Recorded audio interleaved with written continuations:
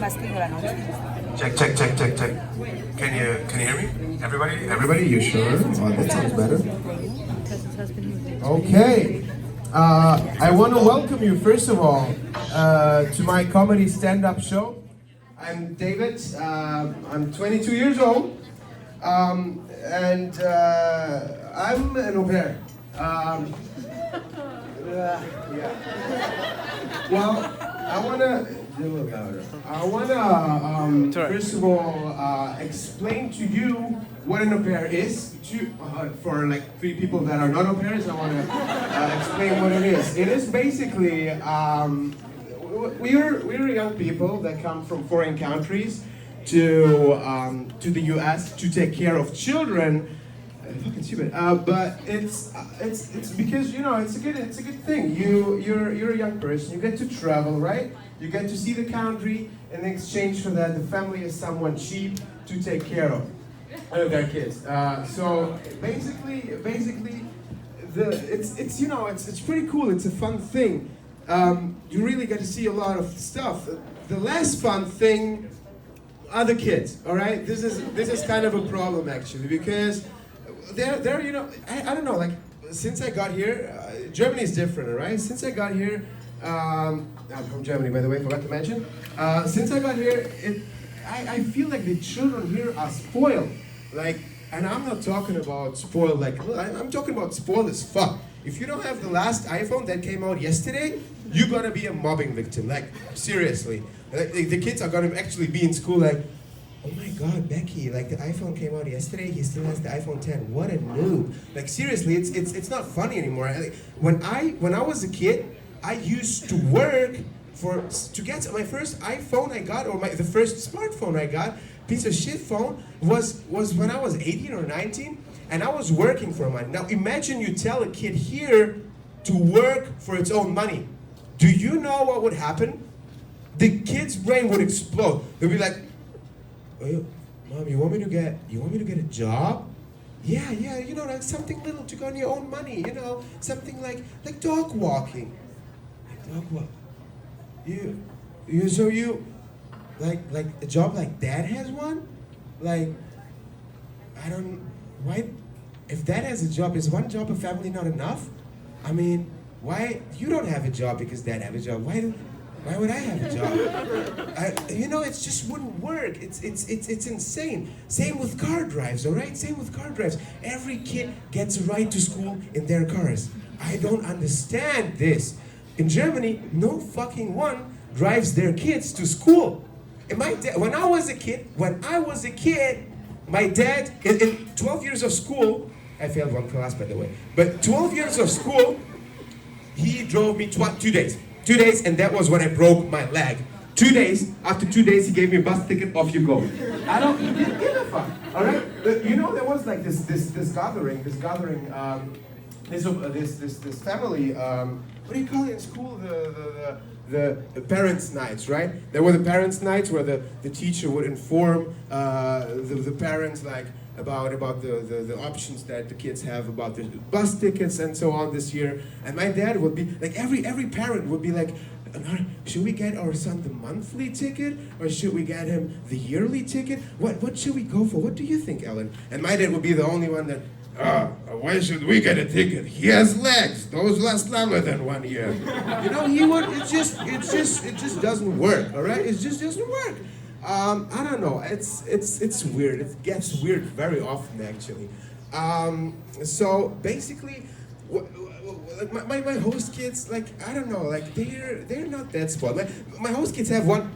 My host kid has one friend. All right, his name is Dimitri. Guess what? What a surprise! Dimitri's family is from Russia.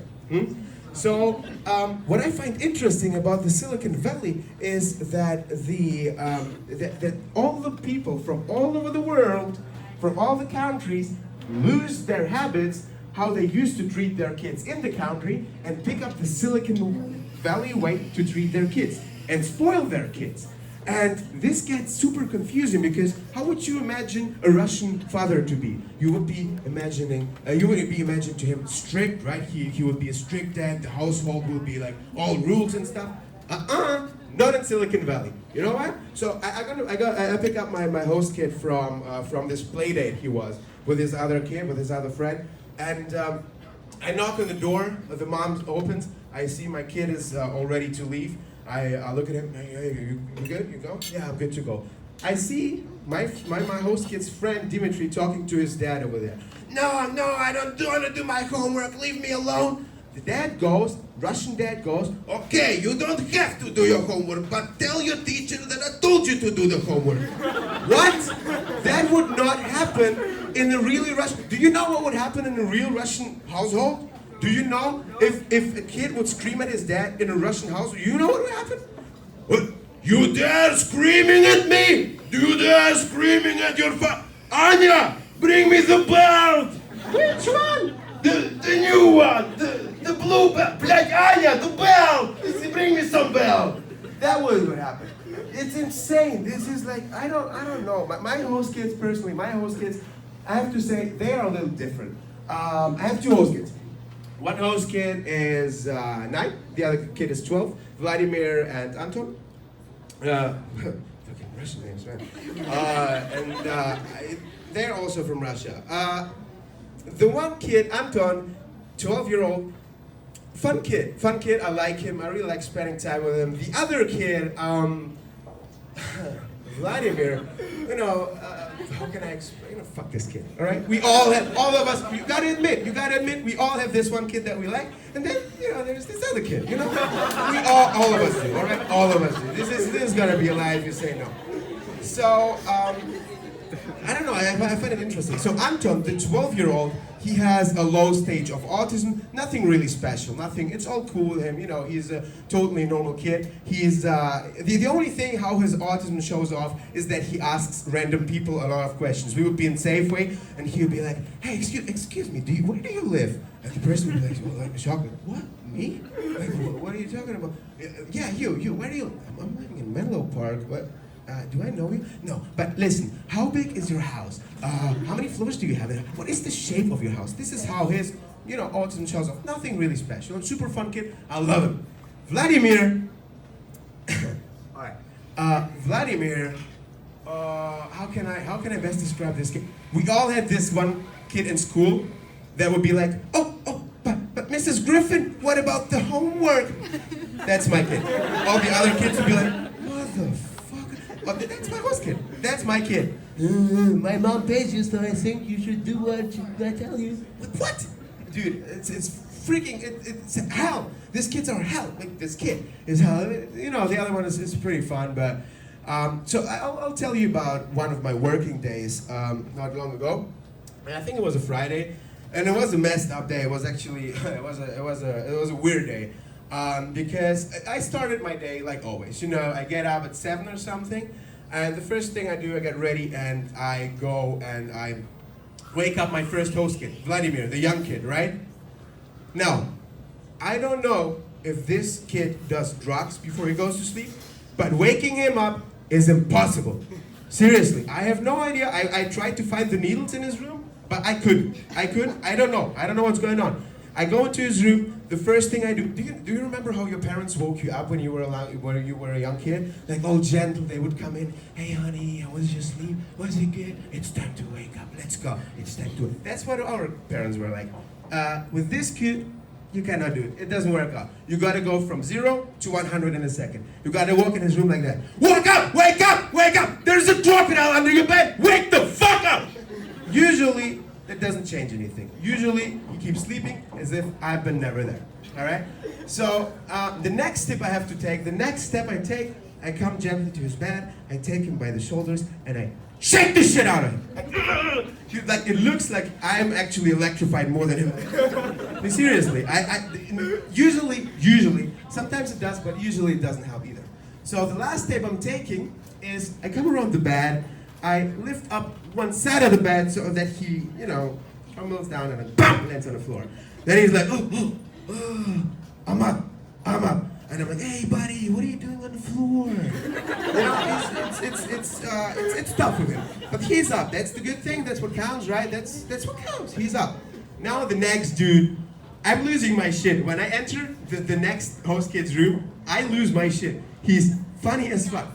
I come in, and the moment I open the door, he's already up like, oh, hi, hey, David. And he makes an impression as if he is somebody that got fucked up with me in the bar yesterday and now recognized me for this crazy night. He's like, oh, David, it's time to start the day. I know, buddy, just get up and come to the kitchen. Oh, it's insane. So the first part is like really hard already, but the next part is actually more chill. Depends. Because the next part is the breakfast. Oh, wow. I don't know if you remember, pairs of you, we had to watch videos on how to make kids food. You remember that? You remember that? All right.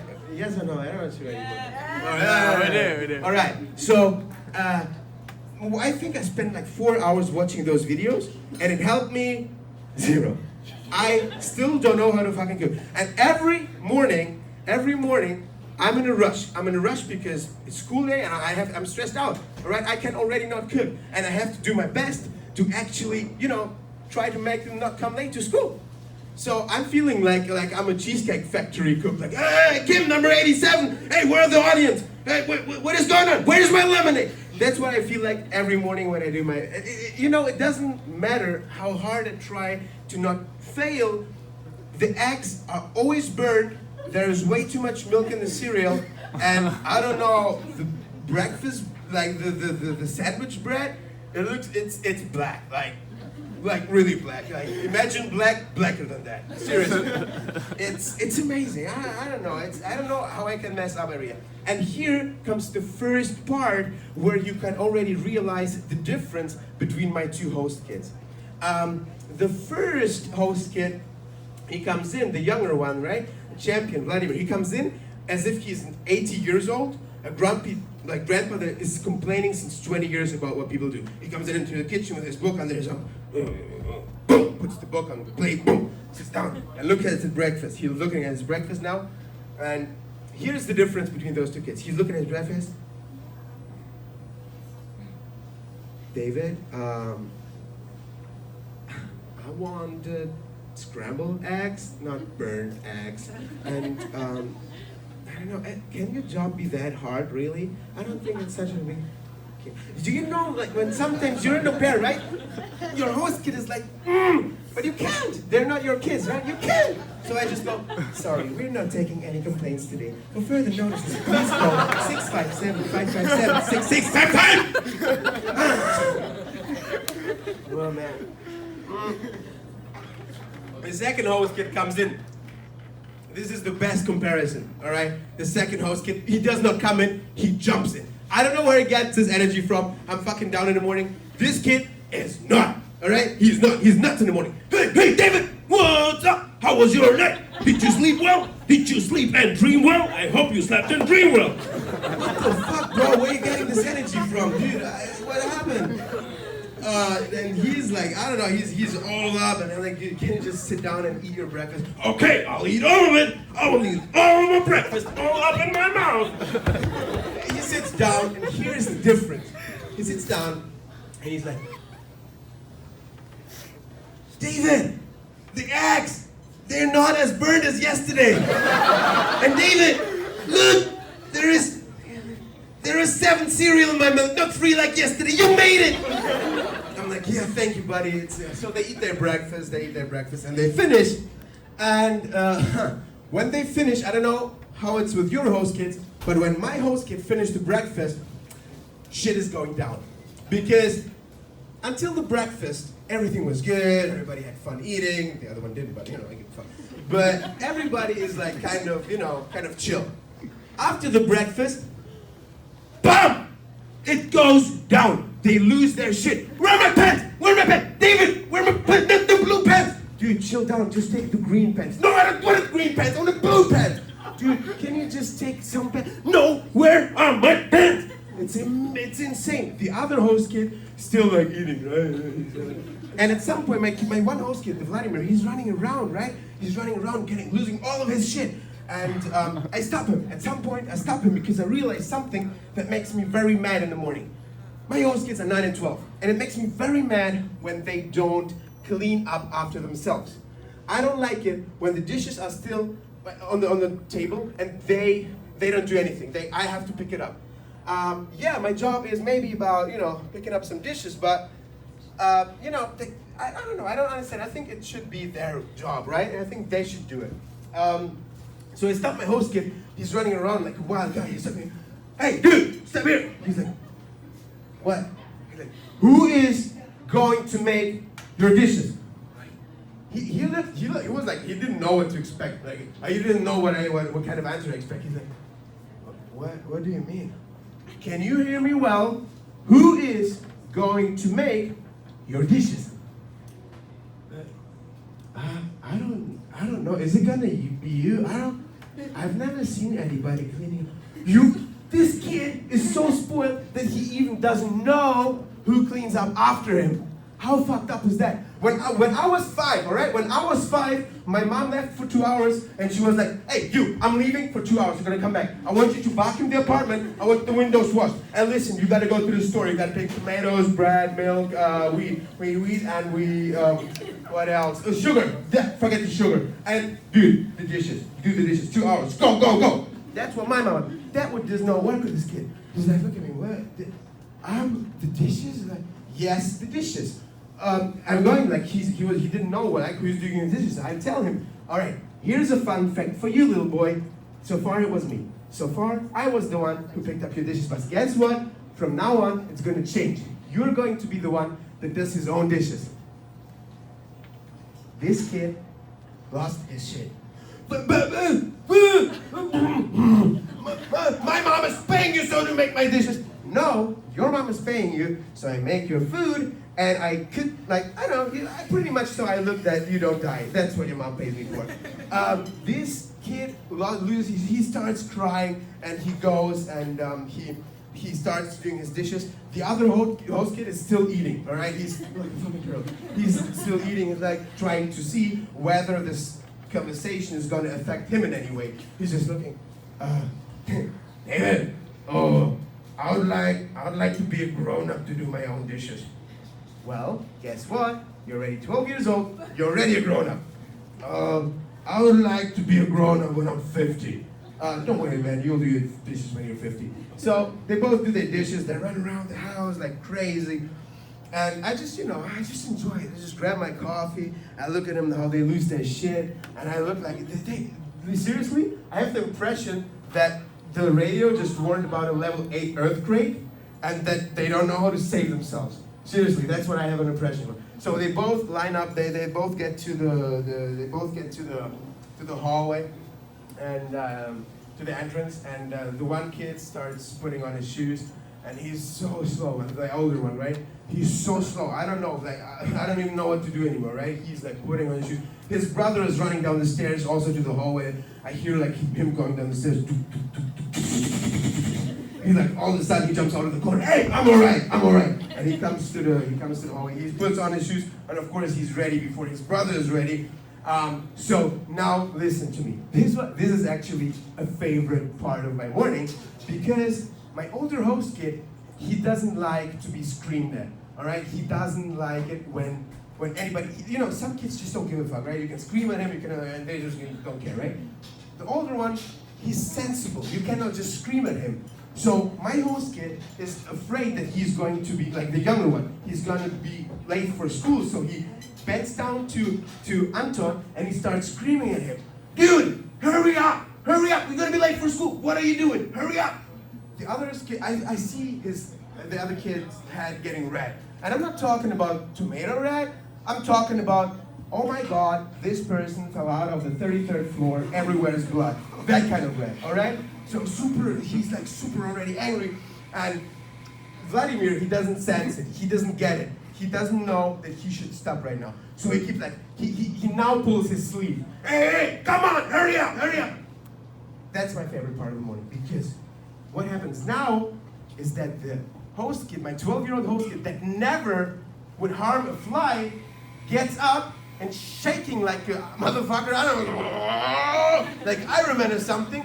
And then from now on, I see everything in slow motion. I see my older host kid beating the shit out of my younger host kid. What a pleasure for me. You know, I see everything.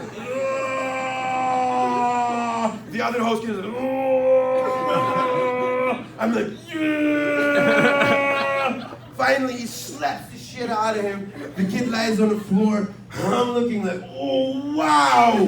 10 points to Gryffindor. I put out his arm. Here's the winner. The young host kid is lying on the floor. He doesn't know what the fuck just happened. Did my brother just really slap me? Yeah, he did. So the older brother, the older kid is like standing there. He turns to me, David! I'm like, whoa, bro, hey, dude, listen, I'm on your side, dude. It's all cool, very cool. He goes like, David! I'm like, what? What is it? My arm hurts.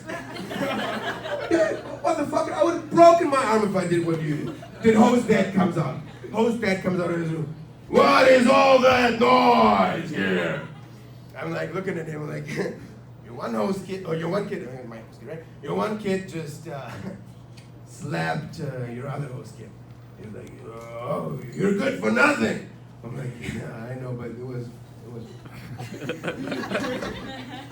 we should do something about it. I mean, we cannot tolerate it in our household, right? No, none of this house, right? He's like, ah, David, why did I carry you? He goes to his kid, he bends over, Vladimir's still laying and crying like a girl. Like, hey, what happened? Why are you laying down like a girl? What are you doing? I didn't expect him, he just wanted to answer. I didn't expect the older host kid to be like, hey, I slapped him! What? Wow, that was fast. His dad knows that his older kid is a good kid, right? And he knows that he wouldn't do anything without a reason. Oh, he's like, you slapped Vladimir? He must have really pissed you off, huh? Get up, you'll be late for school. Yeah, I'm standing there, enjoying it. Yeah, you will be late for school. It was amazing. It was amazing. The first show ends. We got out of the house. Excuse me for 1 second. The first show was amazing. We got out of the house, and we now make our way to school. And this is the second show that's starting, which I seriously am a big fan of. Because the next show has a few participants. On our way to school, we have 3 crossing guards. Somebody doesn't know what crossing guards are here? Crossing guards? Somebody doesn't know? All right, these are the dudes that help the kids crossing the road, right? And those crossing guards seem to have really fucked up jobs before they got that job. Because we walk in towards the school and we approach the first intersection with the first crossing guard. This dude is working there. He's like 50 years old, this crossing guard. He has shoulder long hair, all tattoos, beard. Imagine a hunter that's killing everything just for fun. Imagine it. That's him. That's what he looks like. I can hear him from miles away. He does his job with a very, very high intensity. Go! The kid is stopping. Go! You stop! Kill the engine! My host kids are afraid. Everybody's running through the intersection. Cars are driving, trying not to hit the kids. Everybody's going. It is an intersection with stop signs. This dude makes every car miss the stop signs. It's like a fucking highway entrance. You just think that it's like Formula 1 is in the town. I don't know. It's insane. It's an insane intersection. We somehow make it over this intersection. I still look at this dude. Wow, you have a lot of energy, man. We approach the second intersection. The second intersection has a woman working there. She's a very good-looking woman, actually. She is a young woman, like 30. She reminds me of my teacher in school. And my teacher, she was hot. Because, she was like that kind of teacher. Like, she's writing on the board something, and then you're gonna be, so somebody has to answer, and every guy would be like, hell yeah, we did. And like, she would pick me, David. So what is 5 times 4? I'm like, 69. It's that kind of woman, all right? That kind of woman, that's what she was. And, I don't know, the kids, like, I don't know, they cross the roads, and this girl, like, do you know the stop signs they have? Do you know the stop signs they have to make the car stop? She is taking the stop signs, and she's walking on the middle of the intersection to stop the cars with such a, she's very confident doing that. She looks like she just bought this intersection from the town of Menlo Park. She just walks, takes the stop sign, and she walks like that. Like the ring girls in the box fight. It's insane, it's insane. I'm like standing there. You know, all the you should pay attention to the drivers of the cars. They're like, oh. It's insane. Kids are all safe. She always comes up to my kids and she's like, oh, so how was your morning? I hope that from 1 to 10 you're 20 excited for school.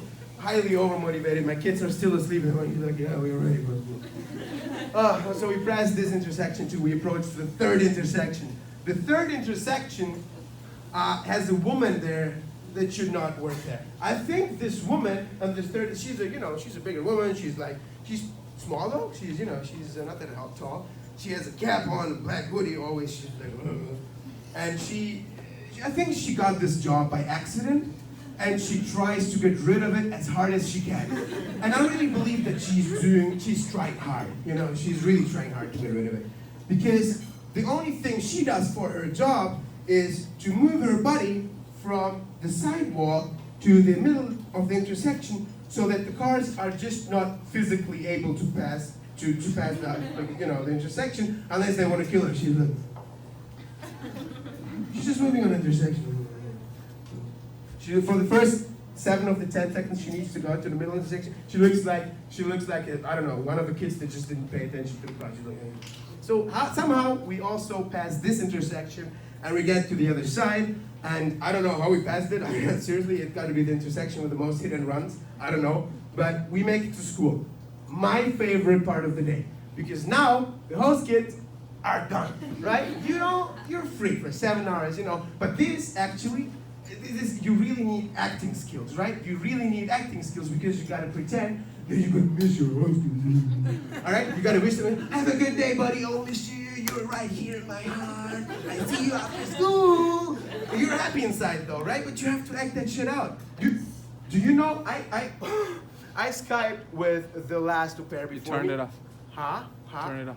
Turn it off. Oh, look at that. This is my first time. It never happened before, right? Listen, so I Skyped to... Serious? Excuse. Cool, sorry. So I Skyped with this au pair before me, and she, you know what she told me?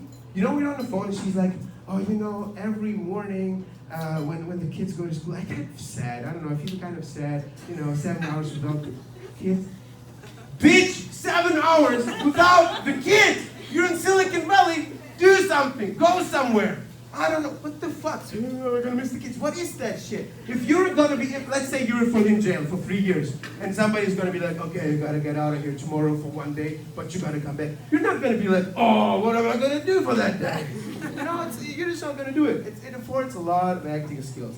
And it's actually a lot of lying that we have to do as au pairs.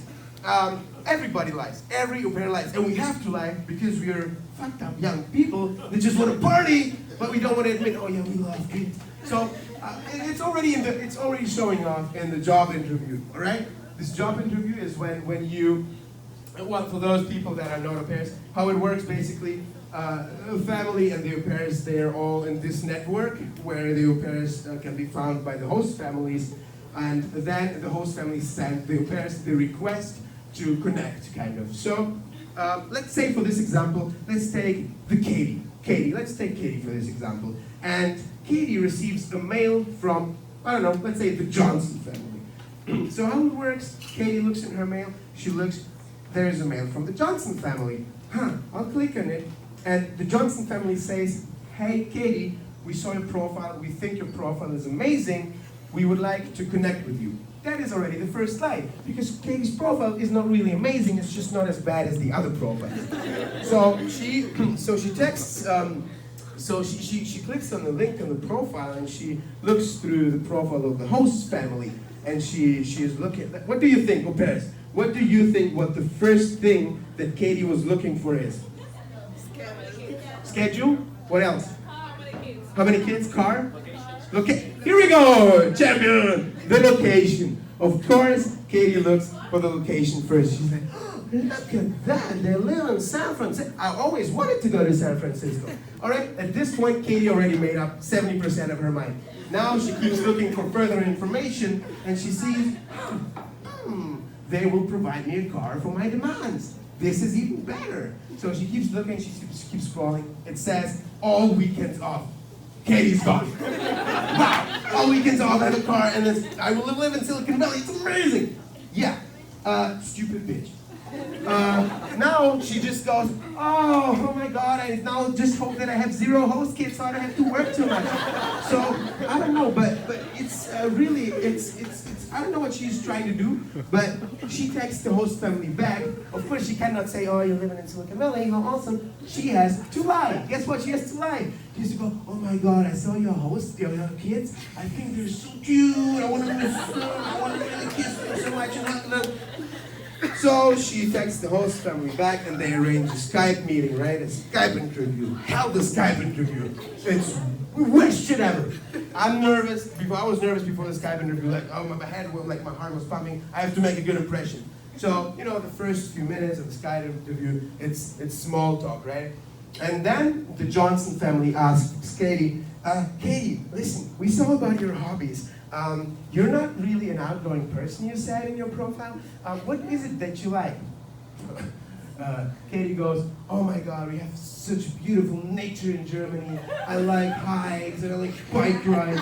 I love cooking a lot. I bought a kitchen with my friends and I was spending a lot of time there. What? All right, Katie, listen, why don't you just tell the truth? She can't. You know what she can't? Because the truth would be, I'm not an outgoing person, the truth would be that 3 days ago, Katie got so fucked up in the club with her friends that her friend John had to carry her into the cab and pay the cab driver extra so he carries her from the cab to her apartment while they arrive. And she also doesn't tell the host family, the Johnsons, that the next Sunday she spent half day cleaning up fucking throw up she spat all over her apartment. She doesn't say that, right? She cannot say that. Otherwise they wouldn't pick her. The next slide she's going with is, right, listen, the next question is a good one. Yeah, Katie, we were seeing like your driving skills. You're like driving for what, 3 years now? Katie goes, oh yeah, I'm driving for 3 years now. I think I'm a very patient driver. My family and friends, they all say that I'm a very good driver. And they will always trust me with the kids. Well, why don't you tell them that of the 3 years that you were driving, you had 4 car accidents that were 3 of them your fault. And why don't you tell the Johnson family that stop signs are not really your thing? You don't really, they're there, but that's it. And, oh yeah, why don't you also tell your host family that, why don't you tell them that, you hit the red light on main intersections about twice a week. You don't tell them. You're going for bullshit. You're going for bullshit. I don't want to really talk about references, because we have a few LCCs here, but most of the references don't exist. Alright? This is the most made up shit ever. It's insane. It's crazy. I don't know, it's just insane. There's so many lies. You would think that the host family doesn't lie so much. Oh, yeah. Listen. Shut the fuck up. Listen, I want to explain something. So, the host family says to Katie, oh my God, yeah, our 3 kids, they're so nice. They love playing with each other, and they're just friends. They're not only siblings, they're also friends.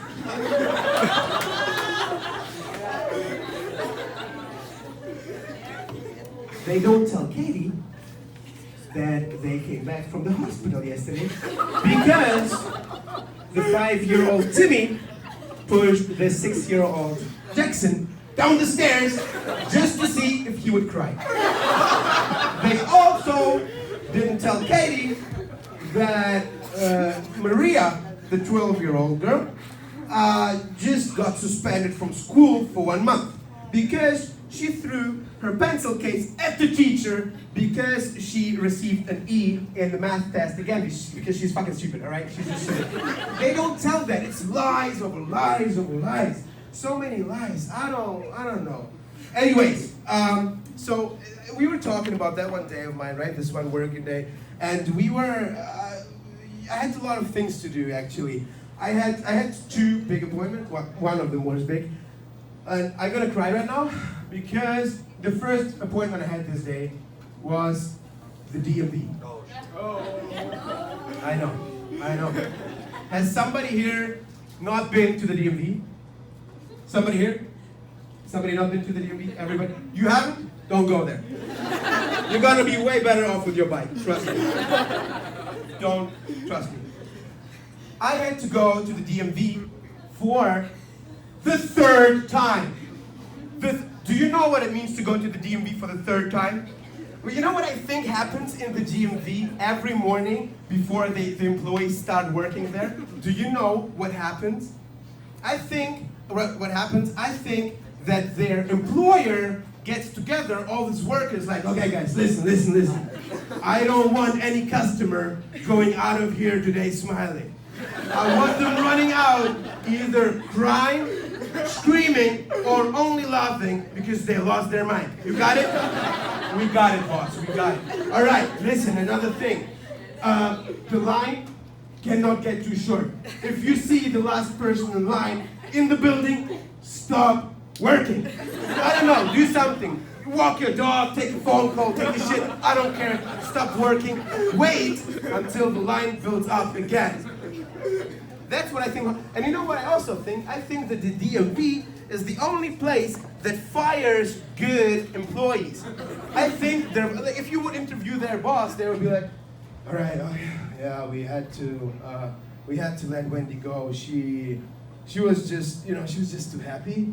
I don't know, she was always smiling at the customers, and she never talked that much. She got the paperwork all done very fast with them. She always, I don't know, it was like 7 minutes on average. We've been watching her, she's taking like 7 minutes on average to talk to the customers. It's way under the minimum that we require. We asked for 15 minutes. She was not, and in general, she seemed to me like she has all her shit together.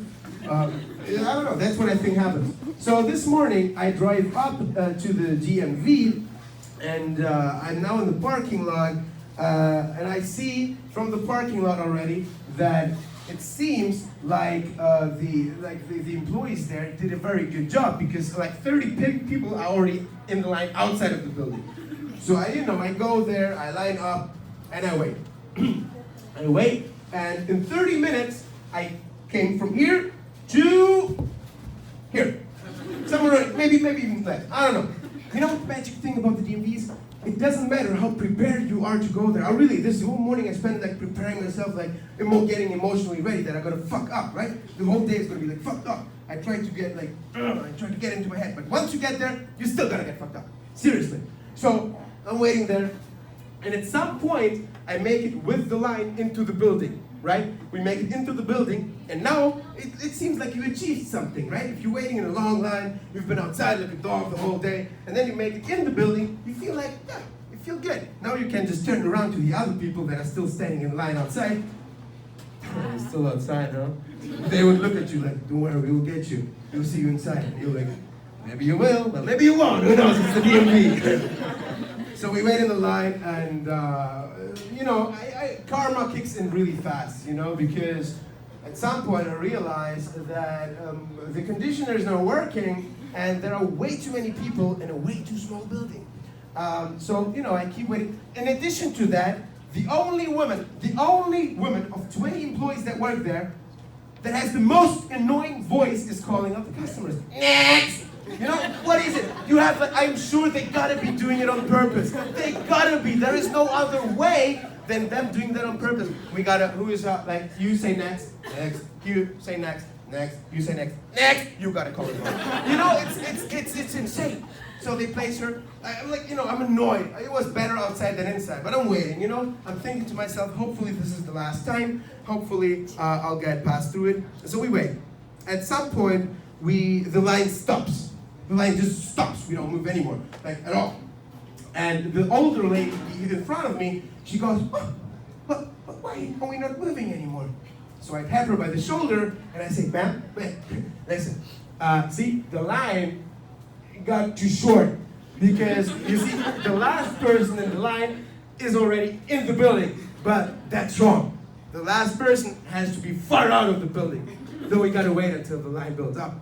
So at some point, I make it to the front, to the very front of the line, and I'm waiting there. I'm very nervous.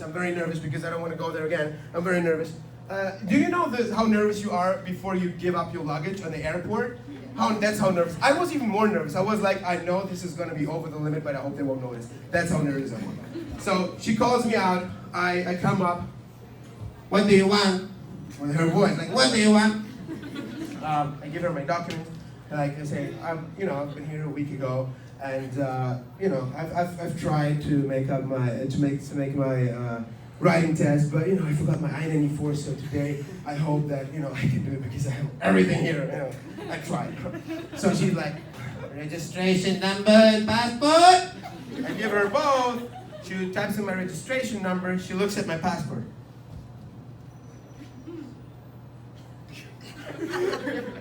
What happened to your hair? I cut it 1 week ago. It's longer on there, I know, but I cut it.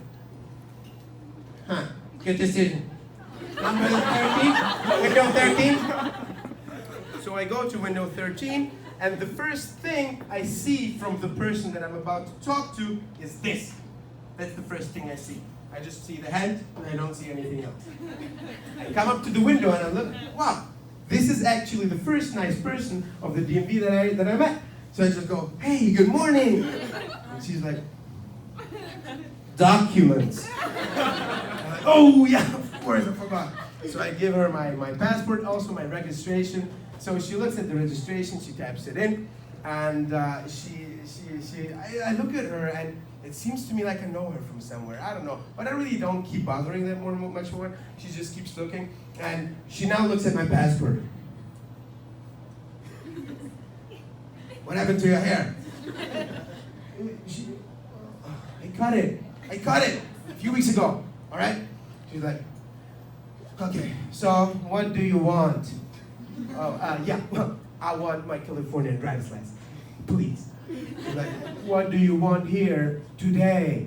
Like, oh, of course, excuse me. So here's the thing. I've been here 1 week ago, and I tried to make my writing test, but I couldn't do my writing test because I didn't have my I-94 with me. But today I got an I-94 with me, and I think I'm all good. Can I do the driving test now? And she's like, I-94. I give her my I-94. She checks it. DS 2019. I give her my DS 2019. I look through the file. DS 2019. Here you go. All right. I need your. All right. What is it else? I need your residence confirmation. Residence confirmation.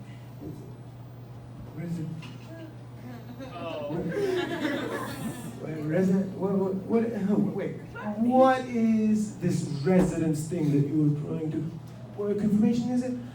You need your residence confirmation to make your writing test. No, I don't.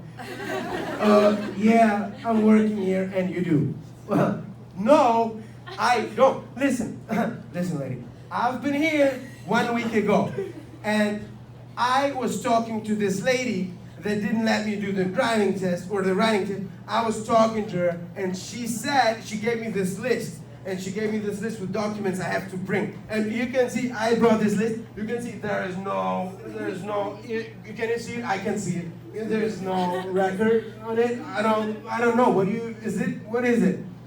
Do I look like a lady that you talked 1 week ago to? No, but she cuts me off. Listen, you cannot do your writing test if you don't have your residence confirmation. The line is so long. So So she fucked the most part of my day up. Right? She did a great job, right? That's what they want there. I go home, I go back to the car, and I want to be honest, I cried. I cried the whole car ride back home. I come home. I try to wipe off my tears as much as I can because I know my husband was going to be home. I come home, and she's standing there. So, how was the test? Did you make it? No. Oh, so you failed it? No.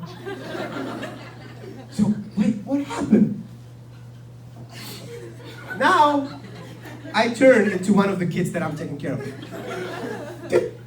I get to the DMV and take the light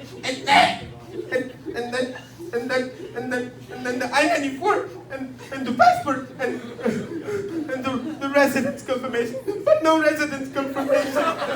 And she's looking at me, she's like, well, she doesn't know what to do, right? Because actually, she's in a very uncomfortable situation. I should be the one that's actually taking care of her kids. Now she's taking care of me. Oh, don't worry. You're gonna be alright. You're gonna be good. I cried. No, I'm not gonna be good. Oh, you are. Don't worry. She tries to cheer me up, and she asks me a question. Now I try all of you parents to tell. Be careful with that question. She asks me this one question that you should be prepared for. Wait, well, listen, what are you doing next Sunday? Be careful. Be careful with that, all right? Because you don't want to have any chance to spend your free day with that. It's your free day. Get the fuck out of here. I don't want to think about it. This is not what you should do, right? What you should do is, I'm trying to appeal to you, like I'm trying to tell you right now, you should already have a big thing, like already a prepared thing that you're gonna tell them, and do it as detailed as possible. Oh, it's next Sunday. You gotta make a lie up. You gotta make up like next Sunday. Oh yeah, I'm waking up super early. I have to go at 7 a.m. I'm meeting Nicholas at the beach, and we're going for a surf. It's 11 a.m. I think I'll go from the beach to San Francisco until 2 p.m. From 2 p.m. I stay there until 3 p.m. I'm gonna meet Fernando. Then I go to a birthday party. I don't know what thing it is, but I'm going there. And then in the evening I have another thing. I forgot what it is. Anyways, I'm busy the whole day. Seriously, do that, because I made a mistake, all right? I made a rookie mistake. I said, I don't have any plans for Sunday. She goes, oh, this is wonderful. This is wonderful. This is amazing. So listen, we have good news for you. Okay. What other good news? All right, you're going. Are you ready? Already. All right. Listen, you're going to the pumpkin picking event with us on Sunday. No.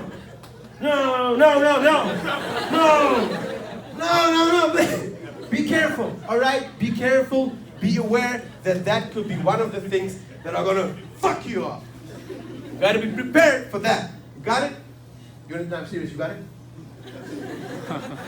So I don't know, the next thing, I was already, my day is a mess and I'm already in a bad mood. But I gotta pick up my jacket from the tailor that I brought there 1 week ago. The tailor, she was a Polish lady. Now, I'm from Ukraine. I was born in Ukraine. I lived a big part of my life in Germany, but I was born in Ukraine. And you know what? Compared to the Silicon Valley, the Ukraine is a country where you have to work for your money. It just didn't count at $3. Oh, look, $10. No, you have to work for it.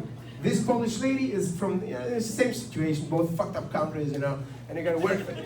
So this lady is not used to ask $200 to, make a fake leather jacket good again. She's asking a little less. So I enter the tailor, I open, I see the lady, she's like older, I don't know, like 80 or something, or 100, I don't know. So she's looking at me, she recognized me immediately. Like, oh, yeah, I expected you. What? I expected you, come with me. So I follow her through the small tailor shop, and I don't know, it took us 5 minutes to go to the jacket. Small shop, and we were walking like that. So we arrive at the jacket, I see the jacket laying there all ready for me to pick it up. She stands in the jacket as if she's expecting a photo shooting for the best tailor of San Francisco. Mom! Like, thank you very much. Here's your money. I want you to know that I really appreciate your help. Thank you. She says, find the goal! What? I didn't sign up for that. What hole do you mean? No!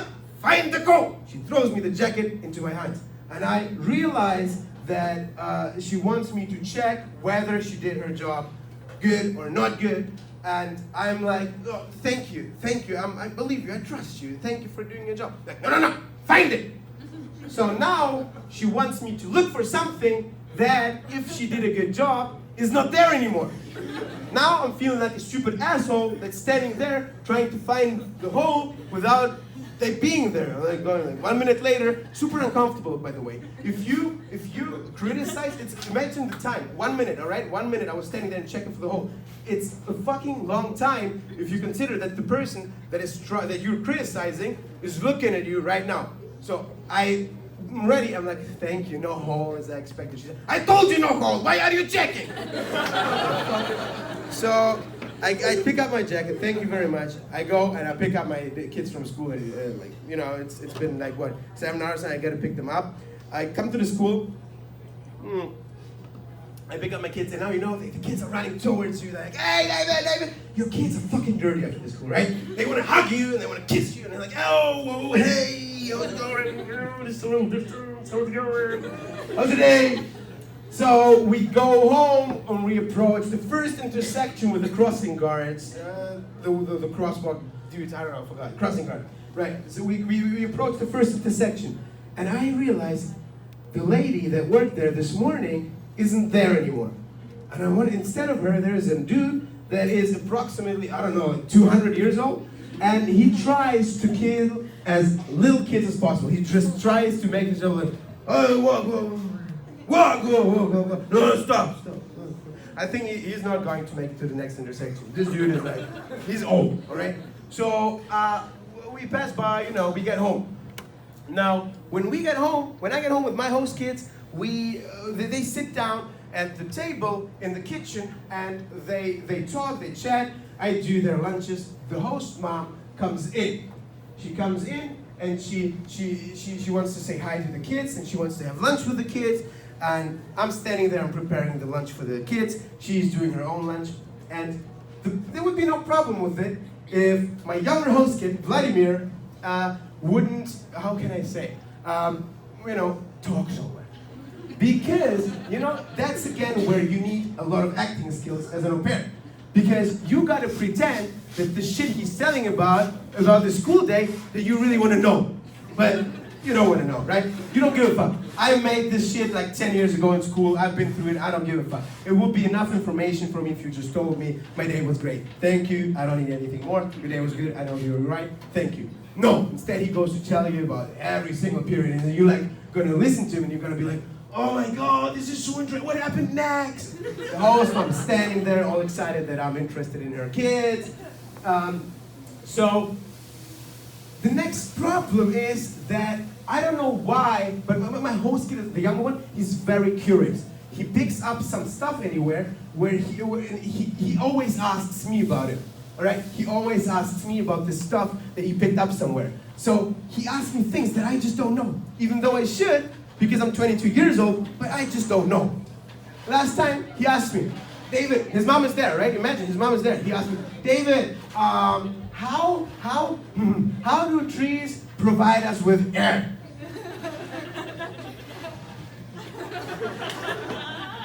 Well, basically, all right, listen, I know, I can tell you, I know. Listen,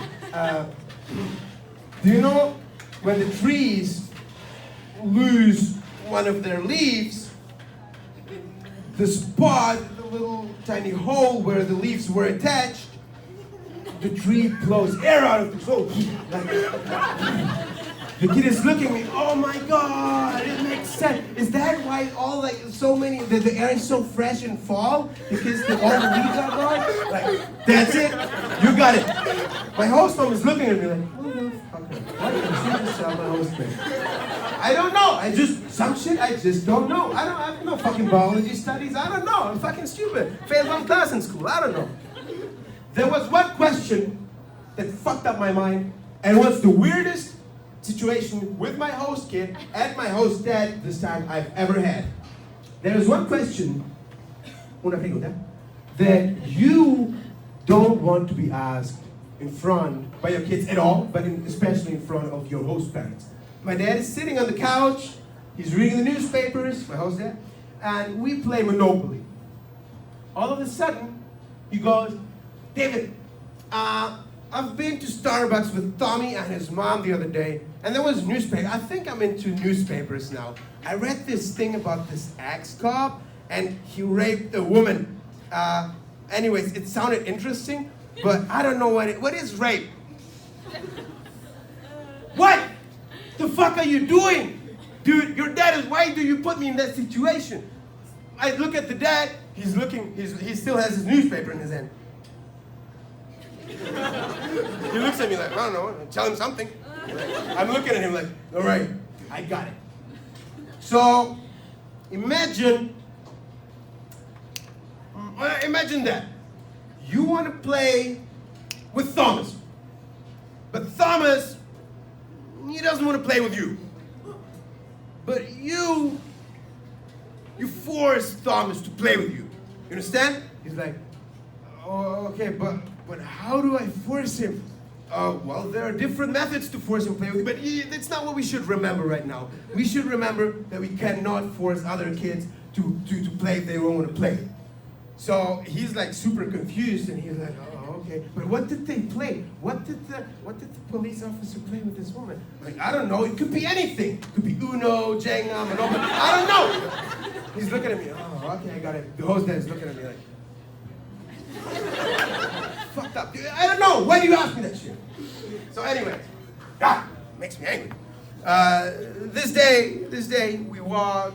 We wanted to go to Safeway. And we wanted to go to Safeway on our bikes because the host family says, we don't want you to drive our kids around in the car the whole time. We want them to be active, take the bike. So we're just about to leave after the dinner, after the lunch. We were about to leave to Safeway. And before I leave, my host mom comes around with my weekly check. David! Now, this is the favorite part of my host mom. She loves giving me the check. And she does it as if she doesn't have to give me the check. She does it as if she only does it because I did such a great job. She likes to show off. Oh, David, look, I got your check because you worked so good last week. I'm like, do you even know that you have to pay me? Like, what's going on? I get the check. We go off to Safeway with both kids. Question to you: do you know what it means to ride bikes with a 9 and a 12-year-old? Boy. It means that we have two kids that are both going with a different speed. And my younger host kid is going in front. He's like 1 mile away. The other host kid, the older one, somewhere there. I don't see him anymore. Somewhere there. So now I'm kind of in the middle. It looks like we don't belong together anymore. Like it just looks, oh, this kid is riding a bike. What is he doing here alone? Now it's me in the middle of the host kids. I'm shouting to the first one, hey, you, slow down. Now I hear from the back, what, slow down? No, you gotta hurry up. Then the host kid up there, what, hurry up? No, you gotta slow down. The people are passing by, what, he wants me to slow down? Do you have the speed limit? It's crazy. The second problem is that once they get on their bikes, everything around becomes way more interesting than we are in the car. When we are in the car, they're like the donkeys from Shrek. Like, are we there already? When are we there? When are we there, David? Are we gonna arrive soon? Dude, look out of the window. You live here your whole life. I don't know. You tell me if we're gonna be there soon. But no, on the bikes, everything is interesting. I really think that before we get on our bikes, they get together, like, all right, listen, if we want this bike ride to be interesting, Anton, we gotta smoke this J. Like, seriously, there's no other thing that I can't explain it another way. So, that now they go like everywhere. Their heads is everywhere, right? They're like, oh, wow, this is so interesting. What's going on here? The head is everywhere, but to the front, all right? This is they don't look at to the front at all. I think they need those things for the horses, like, you know? At some point, the police car is passing by. Dude, what is wrong with your host kids? Do something. Or what's wrong with your children? Do something. Because they go like that, right? And I'm like, are they drunk? What's going on? Like, no, sir, not drunk, but high. What? Nothing, sir. Officer, police officer. Yeah, I will take care of it. Somehow we make it to Safeway. And my host kids forgot the bike locks. Awesome! Now it's me having, and now I have to figure out how to lock 3 bikes with my lock. Now it's me playing Tetris with the host kids. Hey, dude, no, put the bike, wait, your bike, wait. No, you put your bike here and turn the wheel, all right, now get away, you come here. And we figure it out after, I don't know, maybe they really get together before we leave with the bikes. All right, Anton, how can we fuck up David the most? Let's forget the locks. Brilliant, dude, you're so good. That's what I think is going on every time before we leave the house. We get into Safeway, and we're in Safeway, and there are a few things that I'm wondering about. I don't like it. There's a few things I don't like about checkouts here, that we don't have it in Germany that way. First thing, why the fuck is the person that is in line not getting his wallet before? He had 5 minutes in line. Why don't you take out your wallet? It's not that hard. Instead, they wait until the cashier says $56.99, and you go, oh yeah. As if they didn't expect to pay, right? As if they thought, oh, I'm actually gonna pay it this same way, nobody told me that. So this is the first thing, and I hate this people. The next thing I don't understand, seriously, how are you today, sir? Get the fuck out of here. If you ask in Germany how you are somebody, you know what they're gonna answer? Like if you ask a stranger how they are in Germany, why the fuck do you care? Don't you have your own business to mind? No, here it's different. How are you, sir, today? How is everything good? The worst thing is they don't give a shit how you are, all right? And everybody's like, oh, I'm awesome, thank you. What about you? Oh, I'm good too, thank you. Or everybody's always good. I'm wondering, what would you do? What would the employer say if you say, actually, you know, actually, try that out. Try that out. Next time you go to Starbucks or whatever, and they ask you how you are, do this. Thank you for asking. I'm so happy that you did. Listen, I don't know. My grandma passed away a week ago, and my boss calls me without the end. He says I have to come into the office, but I just can't. My dog ran away, and I don't know. My boyfriend seems to want to break with me. I don't know. It's just it's a tough time. You know what he would look like? You know what the guy behind the counter would look like?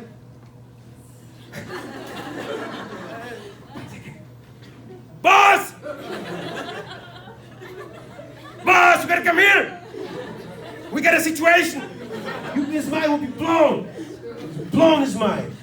Well, the last thing about checkouts that I don't really understand, the 2 people that are standing there, just, I love it when all the checkouts are closed, but the one where you are, and the only 2 employees that work there talk to each other as if they met and their time off on the parking lot. They're just they wait, let all the people wait in line, and he turns to his coworker, hey, listen, I don't actually, I don't know, we talked about that with my wife, or we wanted to get the TV, but I don't think we will get it. And every other person is waiting in line. They don't give a fuck. I understand this. Just work, dude. Just work. So this is the things that I don't really understand. So we stand in line, and again, my older host kid, he likes talking to people, and I hear from all of a sudden how he talks to an older woman. I don't know, I guess her around 300 years. I turn around, I look at her, hey. She goes, you have so nice kids. What are their ages? I'm like, he's 9 and 12. Oh, nice.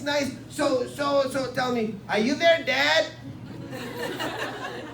Man, the child that you just talked to, as I said, he's 12 years old. I'm David.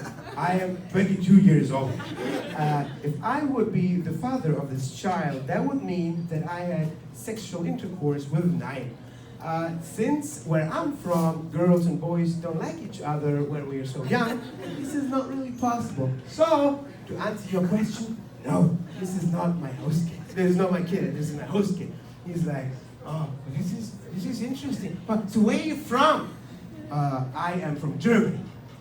Oh, I have a friend, she's from Sweden. All right, that's close enough, I guess. I don't know. Great.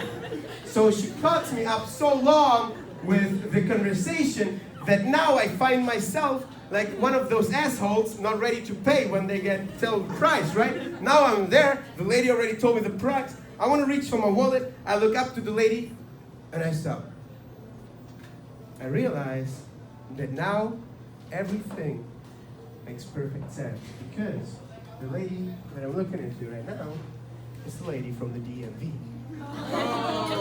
Apparently she has 2 jobs. She looks at me, she goes, your hair look better in the morning. All of a sudden I hear from the next checkout behind her, next! Thank you guys, thank you for coming tonight. I really appreciate it. Thank you very much. Thank you. I love having you here. Thank you very much. I appreciate your support. Thank you. Thank you. Thank you. Thank you. Thank you very much.